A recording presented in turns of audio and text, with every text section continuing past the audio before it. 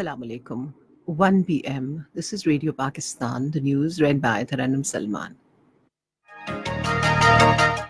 The headlines. Prime Minister leaves today on a 4-day official visit to China to attend the second Belt and Road Forum in Beijing.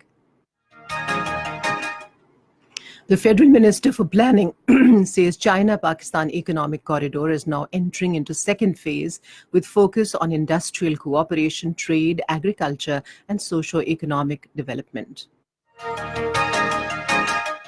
The National Assembly was informed today that government is bringing people-friendly legislation in the parliament next week. Pakistan has urged that continued denial of the right to self-determination to the people of occupied Jammu and Kashmir is an egregious violation of the UN Charter. And now the news in detail. Prime Minister Imran Khan leaves today on a 4-day official visit to China to attend the second Belt and Road Forum in Beijing on Friday. He is paying the visit at the invitation of President Xi Jinping. The Prime Minister will deliver a keynote speech in the opening ceremony of the forum and also participate in the Leaders' Round Table.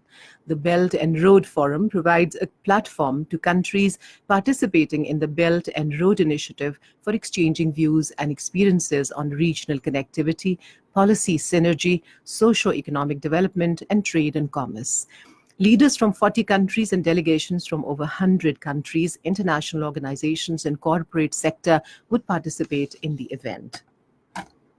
Federal Minister for Planning, Development and Reform, Khusro Bakhtiar, says China-Pakistan Economic Corridor is now entering into the second phase with focus on industrial cooperation, trade, agriculture, and socio-economic development. Addressing the thematic session on connectivity of policy of Second Belt and Road Forum for International Cooperation in Beijing today, he said currently 22 projects are undergoing fast implementation, higher in pace in comparison with any other corridor of the BRI initiative, making CPEC the central corridor of the initiative. Law Minister Farooq Naseem has said the government is bringing people-friendly legislation in the parliament next week. During question hour in the National Assembly today, he urged the opposition parties to support the government in passage of the bills. He said the government is committed to eradication of corruption and corrupt practices. Minister for Communications Murad Saeed told the House that national road safety policy has been formulated in consultation with the provinces to provide better facilities to the commuters and cut the number of traffic accidents.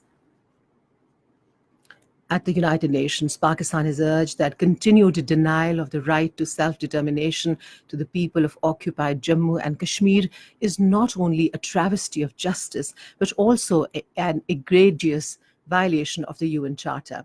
The call was made by Pakistan's ambassador to the United Nations, Biliha Lodhi, while addressing a special meeting of the Assembly to commemorate the International Day of Multilateralism and Diplomacy for Peace in New York. The Pakistani envoy also urged the international community to stand united against any attempts to undermine the sanctity of the UN Charter or to reinterpret its fundamental provisions to suit narrow aims. In occupied Kashmir, Indian troops in their fresh act of state terrorism martyred 2 Kashmiri youth, including a physiotherapist, during a cordon and search operation in Beach Bihara area of Islamabad district today. Meanwhile, 5 people, including 3 women, were killed and 11 others were injured in a landslide in Doda district. Russia has expressed its support to North Korea's efforts to ease tensions on the Korean peninsula. The support was announced by Russian President Vladimir Putin during his first ever meeting with North Korean leader Kim Jong-un in Vladivostok. Russian President said he is confident that North Korean leader's visit will help to better understand how to reach settlement over the Korean peninsula and develop bilateral ties.